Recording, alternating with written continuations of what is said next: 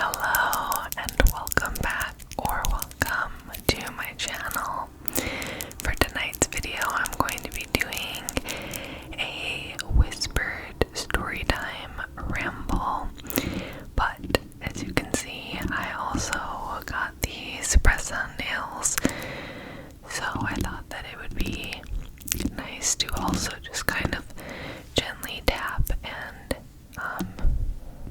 scratch, I guess, but mostly tap the mic directly, which I got this idea from Lullaby Leah. She's awesome, and her recent,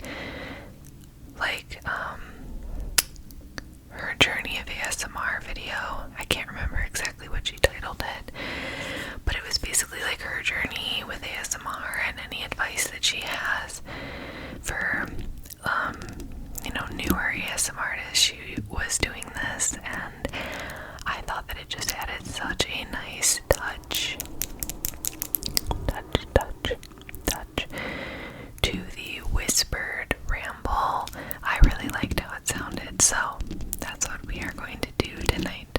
So, as you can tell from the title of the video, this story is going to be about the time that we had a really bad landlord and carbon monoxide in our apartment. So, my fiance and I used to live in Chicago, and we were like super excited to move in together. This was our first apartment together. We were so excited, like such an exciting time of like finally moving in together. And we looked at a bunch of apartments. We found one that we loved, and it was a really reasonable rent price. It was in a great location. And if you're not familiar with Chicago apartments, I'm sure this is like this in most like big cities or like old cities. There's so much really cool, really old housing and apartments and buildings. So you can really get like cool apartments that have like a lot of character, and they're really old and they're like historic. But it kind of depends like how well they've been maintained. So of course some of them like are dumps because they're like from the 1920s and they're just like not in good shape. But then sometimes you get like the medium tier where it's like, okay, it's not pristine but it's livable and it's pretty good. And then you have like obviously ones that are in really good condition. I would put ours in the middle tier. Like it was great and really cute and we loved it, but it was not like in pristine condition. Like there was like dirt in all of the corners, and like the paint, you could tell it had just been painted over a million layers of white over the years. But that's very common for like apartment living in a city. So anyways, like for us it was really nice and we loved it. It had original hardwood flooring, and it had it was like at a four-way intersection, but the building was at like one of the corners. So like the building faced a corner and we were in the top floor, and like all of our walls had like these big windows. So we basically had like, it was shaped in a V and like all windows, and we could see over this four-way intersection. And what else? It had this like original wood brick fireplace that was like all exposed brick, and it was so cool. And it was like this original old Chicago like fireplace, whatever. So we were like, oh my god, we got so lucky. And this is pertinent to the story. It had air conditioning. So not only did it have heat, obviously it's required by law for them to have heat, it also had air conditioning, which we thought was central air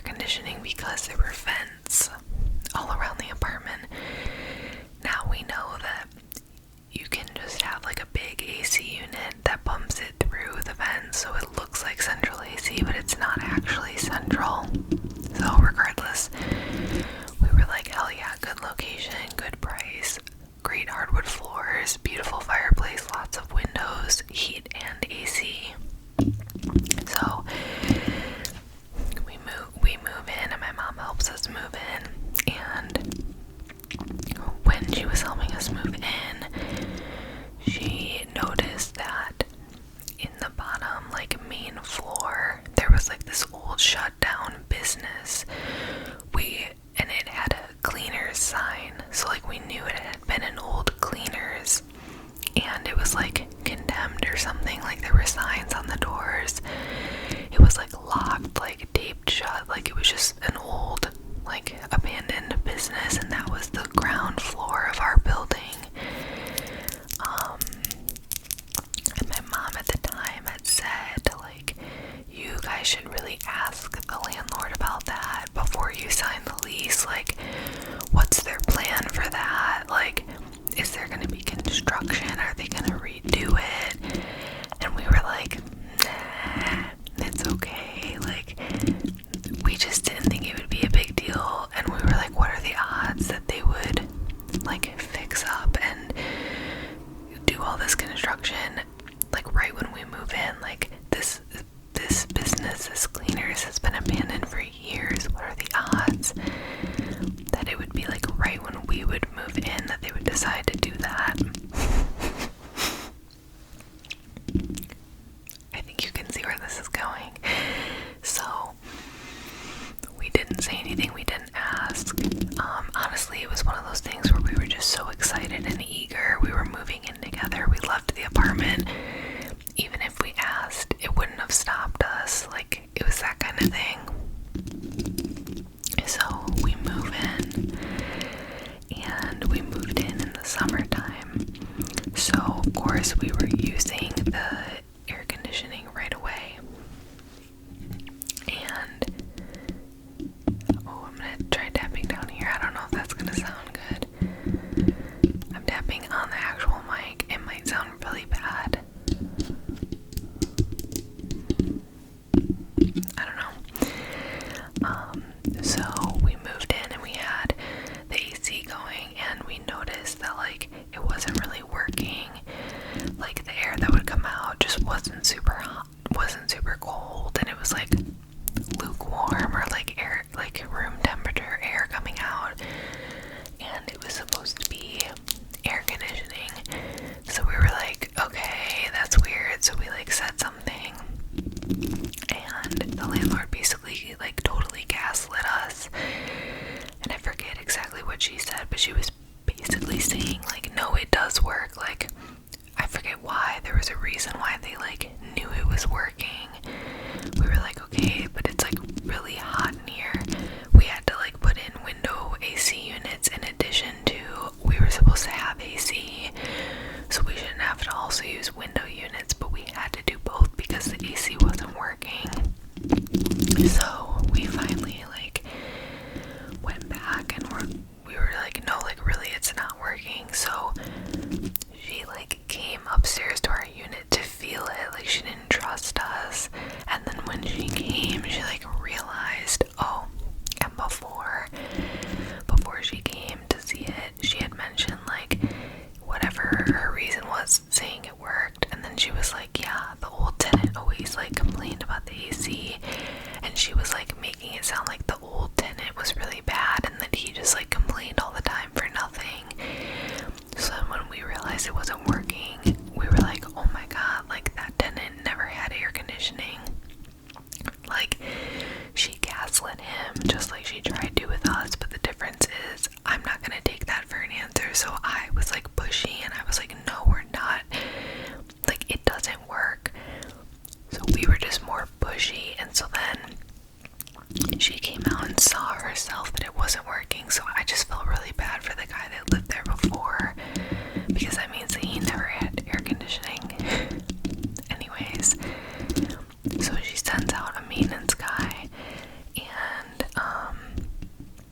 he, like, comes and looks at it, and we were home because this was in 2020 or 2021, so we were fully remote, working from home. And so we started talking to him and we were like asking questions like, so is something wrong with it? Like, what's the deal? Because at this point we realized that we couldn't trust our landlord. And he told us everything. He's like, yeah, this is completely broken. Like, this does not work. There's no cold air. There was like a part in there that like makes it cold, and that part was just completely broken.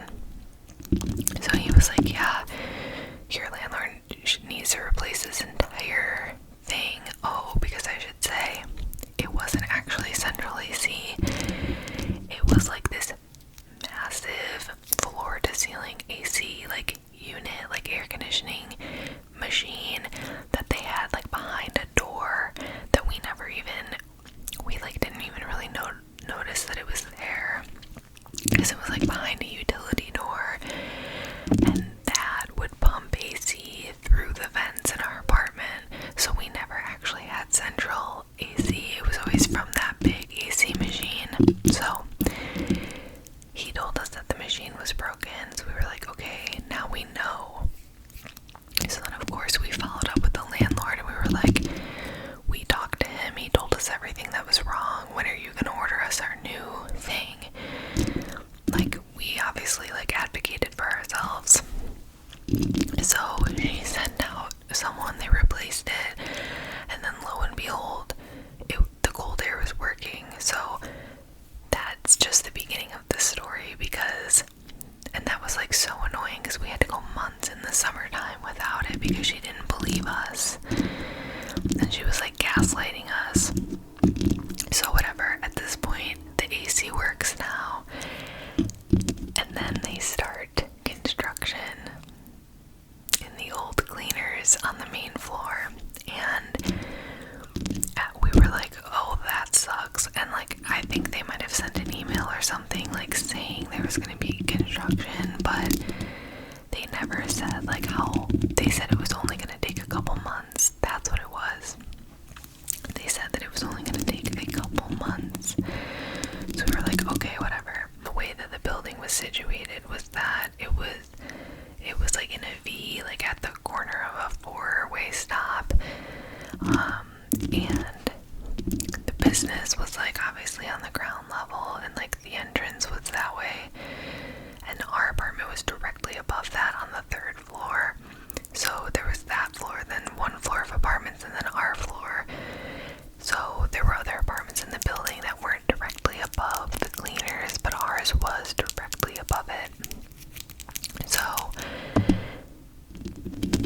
they start doing construction, and all of a sudden one day we're like, why does it smell like gas? And we're like, that's weird. We like freak out. We like check our appliances. We open the windows and we like call the landlord and we're like, our apartment smells like gas. She's like, oh, okay. Well, like, it's not anything in your apartment. Let me check with the construction downstairs. So she goes and she's like, oh, they weren't venting it out properly. Like, they're doing the construction down there and it wasn't vented properly. Sorry. So we're like, okay. Like, that was weird. And mind you, where this all intersects is that we had the AC running, so like it was pumping it through our apartment. So the air coming out of the AC was smelling like gas too. So she's like, so we're like, okay, cool, they'll vent it. Well, it keeps happening. Like, we keep smelling gas and like fumes and exhaust in our apartment every single day. And it's like to the point where it's like sickening. Like, it makes you feel sick. It gives you a headache. Like, that's not a smell that we're supposed to be inhaling in our home. That's obviously dangerous. So at that point, we didn't even know. We're like, is there carbon monoxide? We're not really sure. But even if there wasn't, we don't want to be breathing in exhaust fumes. So we like say something again, because at this point I'm like, okay, we need a paper trail of every single time we're complaining about this gas smell, because I could already tell that it was going down a bad path and we couldn't trust them. So I'm like, we need a paper trail showing that we've been asking about it and like reporting it as a problem. So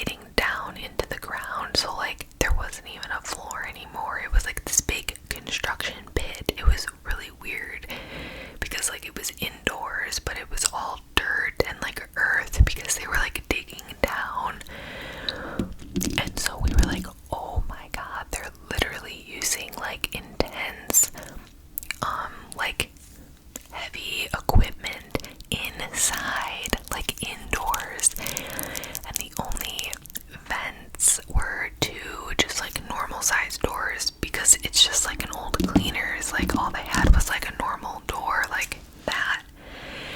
It's not like they have like a big like garage door and double French door, like.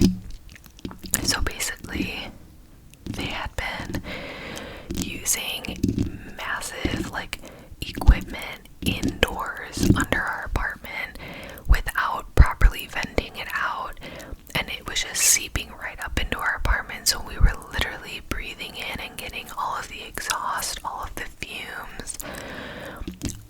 This probably sounds like I'm lying or exaggerating, but this literally happened. It was like hard to even believe, because like you always know that landlords probably kind of suck because like they just want to make money off of you, but like that crossed the line to where I was like, I didn't think that people would actually like go do that, like be that dumb and like gaslight us that much and like literally let us live in a place that was getting exhaust fumes pumped into it every single day. It was like so wild that it was like hard to believe that it was even happening, because it's like so stupid. So we purchased 2 of our own carbon monoxide detectors, because like the apartment came with one that was like in the fire alarm, but we were like, we don't even trust their alarms, like we need to get our own alarms to make sure that we're not gonna die in our sleep from carbon monoxide. So we bought 2. We put one in our bedroom and we put one in the like main room, and one day it like made a noise, but it wasn't like a full alarm, it was just like a beep.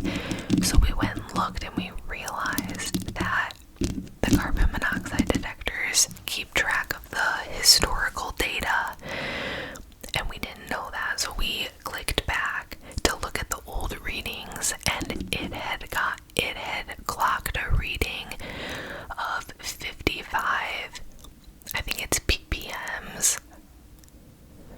I think ppms is like the carbon monoxide like measure, and it had clocked 55. So it wasn't enough to set the alarm off, but that meant that all of that time, for months, we were in fact living with carbon monoxide in our apartment. It just wasn't like the emergency level where the alarm went off and we like evacuated, but the alarm had been clocking it, so it still had that measure from whenever it read that. We were like, what the fuck? So we called my brother-in-law, because he's a firefighter, and we were like, is 55 ppms like dangerous? We've been living here, they've been totally gaslighting us, like they're not doing anything about it, they keep doing the construction. And because that was another thing, they said it was going to be a couple months, and it literally was like 9 months, and it was nowhere near finished. We would go look and there was still no ground, like they were just digging in the dirt. So it was not anywhere close to finished, and it had already been like 9 months. And my brother-in-law was like, we evacuate places for 5 ppms, you have 55. So he's like, you're not like gonna die, but it's not safe, it's not like healthy.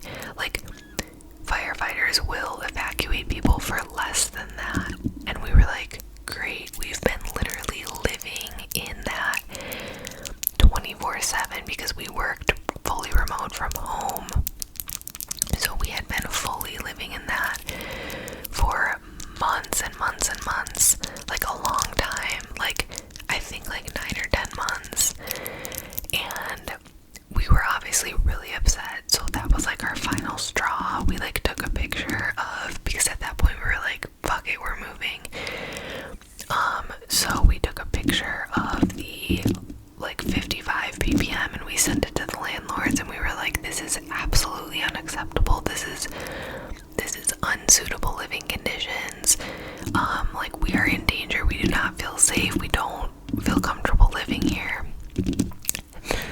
They literally offered us a different apartment in that building, and they were like, well, we could move you over to whatever apartment, because it was like back more in the building. It wasn't directly above the construction. And we were like, no, we're not living in this building. Like, absolutely not. So they were like, well, what do you want to do? And we were like, we want to break the lease with no penalty. We don't want to pay, but we want to break the lease. And then they were like, okay. And they agreed to it, probably because they know that they could get in like legal trouble. And honestly, we almost called the fire department one day when we were really upset and like fed up with it, because I was like, well, if they're not gonna listen to us, then maybe we need to get the professionals involved and like make it a big deal so that they like get in trouble. But then we just like didn't want to deal with like all the drama, and we didn't want to make a big scene. So we broke our lease and we moved out. And that's literally it. Which obviously landlords are normally very strict about, like, they're not just gonna let you break your lease. Like, we were afraid they weren't even gonna say yes to that. We were afraid that we were gonna have to like get a lawyer involved, which we couldn't afford. Like, we couldn't afford a lawyer, so we were really worried that they were gonna like still say no and say that we couldn't like break the lease. But it ended up working out, because coincidentally, like right at that time was when we both got new jobs out west. So we like knew that we wanted to move anyways. So honestly, in a weird way, it kind of worked out for us, because we broke our lease and then a couple weeks later we moved out west and like left Chicago. Because like I said, we both got jobs out here. So that was it. I'm trying to think. I feel like there was something else that like the landlords did. There was other just like random shady stuff. Like, there was something with the flooring where the floors were literally disgusting. We tried cleaning them multiple times. They wouldn't even come clean. Like, it was nasty. There was like old years and years and years of like food and rot like in the grout. So we had told the landlord about it, and her solve, instead of like having them deep cleaned or having them replaced, her solve was to hire someone to come in and do those like sticky laminates that you can just buy anywhere and just slap down yourself. It's just like there's glue on one side. She had someone come and install. She had someone come put those down. So they just laid like sticky laminate over our disgusting like 50-60-year-old tiled kitchen floor that we said needed a deep clean. They just covered it. Like, there was just little stuff like that where like it was just clear that they were landlords. They were running a business. They didn't give a shit about us. And so I guess the moral of the story is, if you're a landlord, please be ethical. Please. You're already profiting off of other people's living, like literally shelter. Don't be an asshole. That's all I'll say for now about that. And if you rent like we do, because we still rent, advocate for yourself. Do not let your landlord bully you, push you around, gaslight you. In fact, in most states, the tenants have way more rights than the landlord. Like, I don't know, I haven't actually like deeply looked into that, but I just know that that's true. Like, it's hard for landlords to even evict people. Not that you should be like bad and trash the house and get evicted, but basically my point is that if you have like a shitty landlord that's like taking advantage of you or pulling the wool over your eyes or just like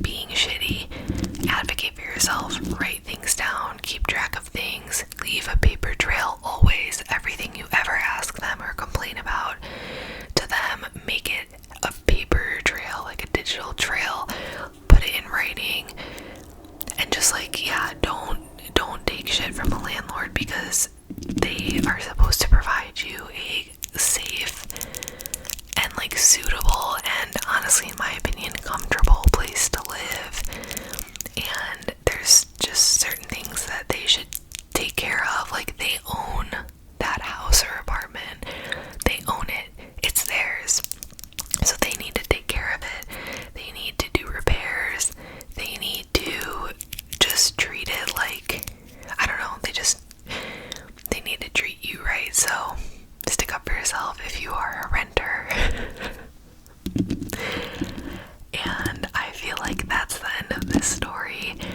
Like I said, there was a ton of other stuff that those landlords did that was shitty, but now we always laugh about it because we're like, we had the worst landlords in the world and we were literally living in carbon monoxide. It's an insane story. It's like, honestly, kind of hard to believe that we even went through that. But thankfully now we live somewhere else and we have really good landlords who are supportive and don't manipulate us, so we're in a much better situation now. But thank you for hanging out with me. I hope that this was soothing to listen to with the little nail sounds and my whispering. This is my first time ever doing a video without like a mic cover or like a windscreen, so sorry if it's like really breathy and I don't know if it's gonna sound good, but as always, thank you for being on my channel and for watching my videos. I cannot tell you how much I appreciate it. On this day that I'm recording this, I'm like almost at 500 subscribers, which is just incredible. I can't even believe that.